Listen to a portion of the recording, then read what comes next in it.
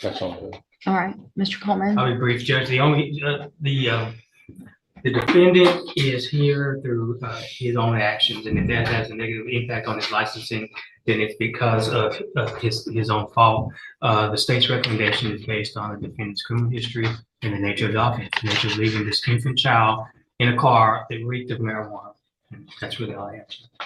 If I can just respond briefly, it seems like that obviously he's got to support the family, and that's in the child's interest that he maintain employment, that he's able to support the family. So I don't. Do you have regular drug testing with your job? Yes, ma'am.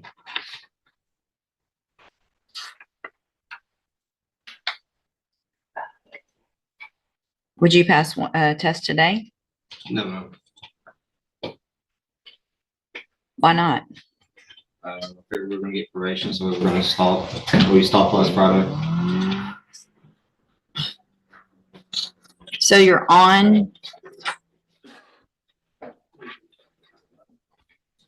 What would you be dirty?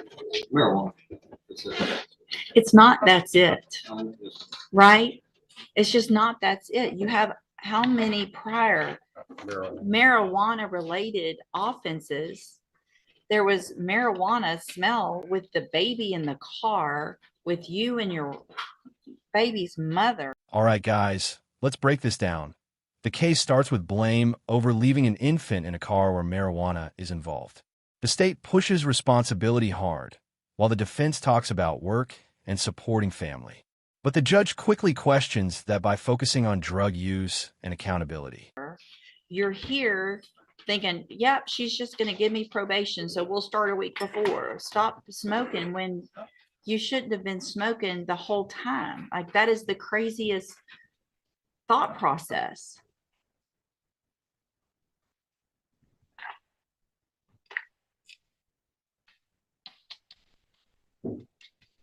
So all this talk about your job and how important it is, what if they drug test you?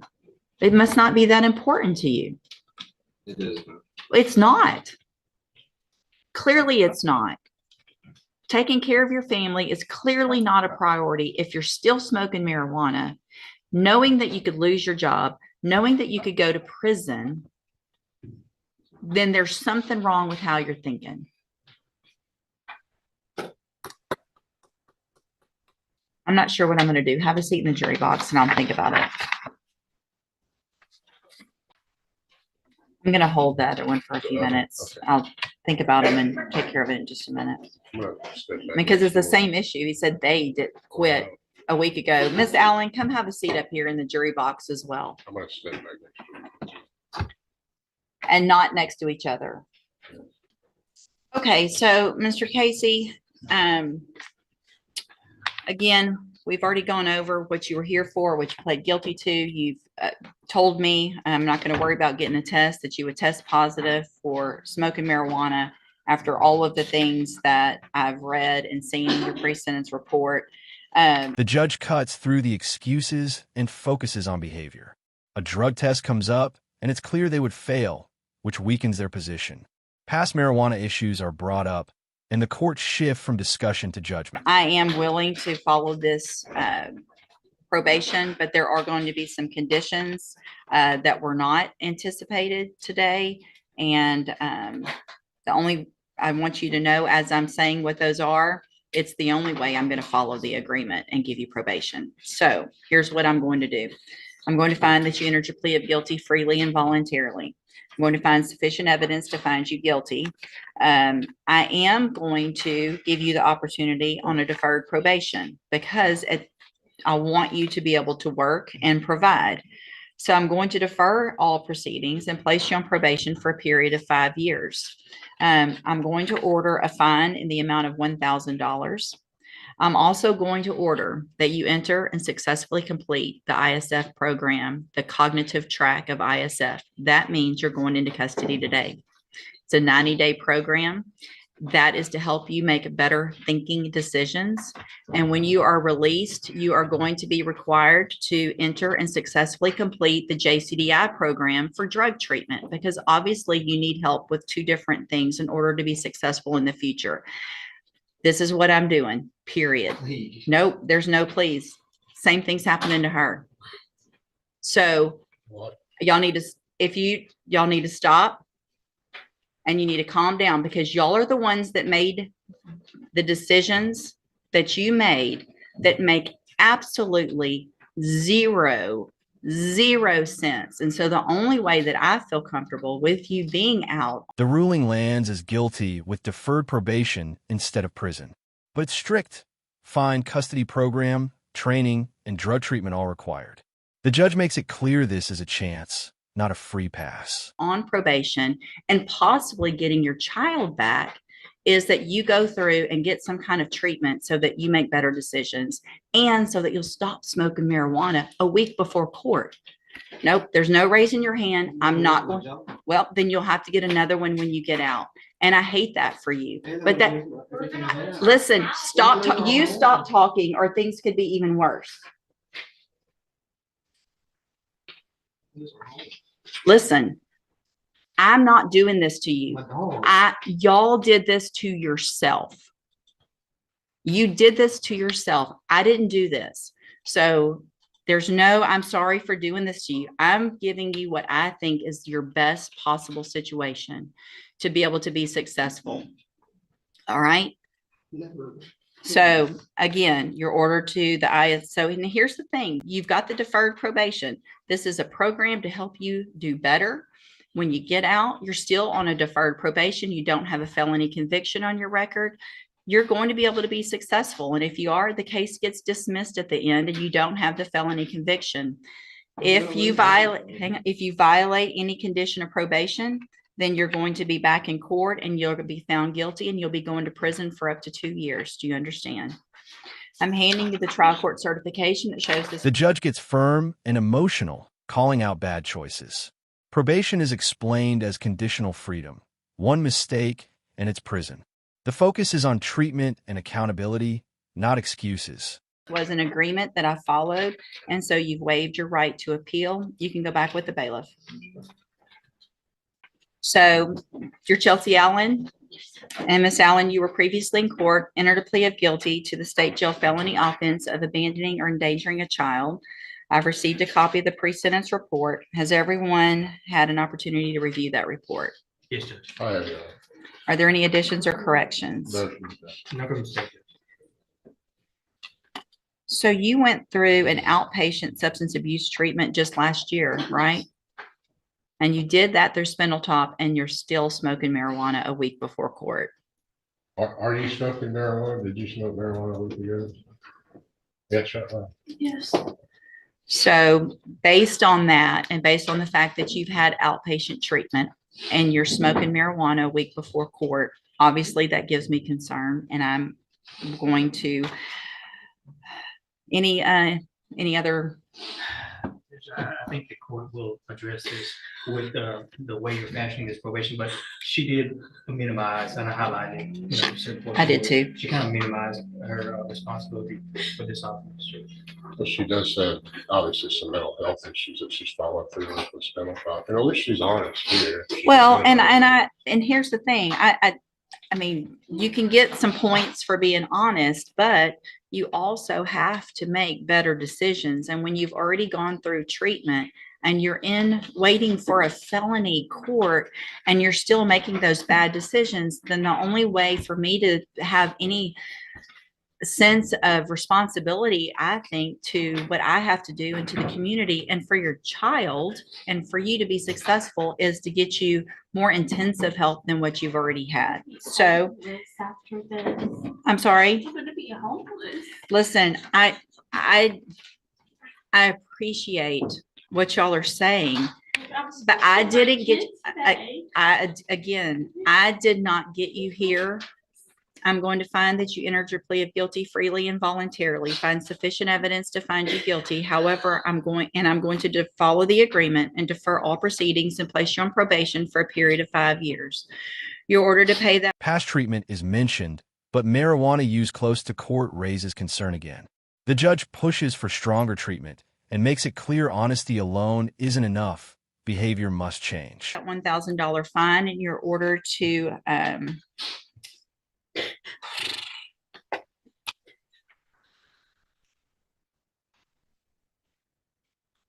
Yes, Your Honor, my thinking was that perhaps the court's concerns could be addressed in HMO. I'm considering something a little bit different for Miss Allen. I know that probably doesn't help a lot financially, but just based on the situation before with Spindletop, just take a breath. We do have that here. I know. Take a breath. I mean, do you understand? Do you understand why I am where I am? And how irresponsible and how ridiculous the decision was to smoke? What? Well, I mean, you would. I will. Well, it's not a matter of y'all leaving each other. It's a matter of you making this, and it may be if that's what makes you make better decisions, right? So if you have, hang on, listen to me, all right? If you're feeling pressure to make decisions and to smoke and these decisions that make no sense, then you have to do at this point what's right for you, because you, regardless of what happens to him, are looking at going to prison for making those decisions. Whether you feel pressure for them, whether you make them on your own, it's time for you to take that personal responsibility and do what's best for you and your child that you don't even have right now, and that you're not going to get if you keep making these bad decisions, right? All right, so here's what I'm going to do, Chelsea. I'm going to order as a condition of your probation that you enter and successfully complete the JCDI program or the Spindletop ATAR program, the drug program through Spindletop. Whichever one probation feels is more appropriate, then that's what you're going to be ordered to do. Those are outpatient programs. That means you can be out. You can try to salvage whatever you can without his income for a few months, and you can make some decisions on what's best for you, right? And you can make those decisions without any pressure. Okay. So this is your opportunity. You're not going to get it again. Do you understand? So if you violate this probation, you're going to be back in here. I'm going to remember, because y'all been, unfortunately for certain people, I don't always remember things, and they can tell you that. When I do remember, it's usually not a good thing, right? Because I remember I either gave you some opportunity that someone said I might not should. That's going to be reminded to me when we come back. I want you to take this opportunity and do right. You're going to have to do parenting classes if you haven't already through CPS. Completed though. Good. Completed parenting classes. Good. Mental health classes. Good. And the Spindletop classes. Perfect. So as far as you having visitation with your child, what is the situation, and are there any court orders right now? The court order for the visitation for a child is that we are supposed to visit him every Sunday from 1 to 5. So y'all have some family court orders already? Yes. Is that through CPS and the family court, or just CPS? I believe it's through the family court. Okay.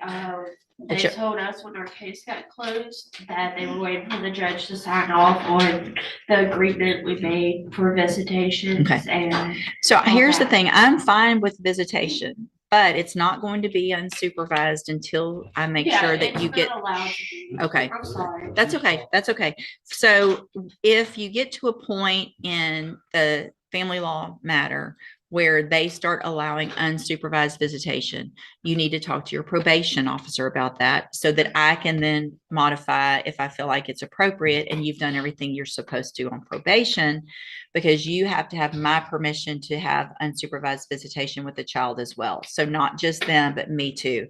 And that's going to depend on how you're doing in JCDI or through the Spindletop mental health and substance abuse services. If you're doing everything you're supposed to, you're following all those rules, you've done everything through CPS and family court, then I want you to get your child back. I want you to have those visitations and be working towards that. It's only going to happen if I feel like you're doing everything you're supposed to. All right. So this was an agreement. I followed it, and you've waived your right to appeal.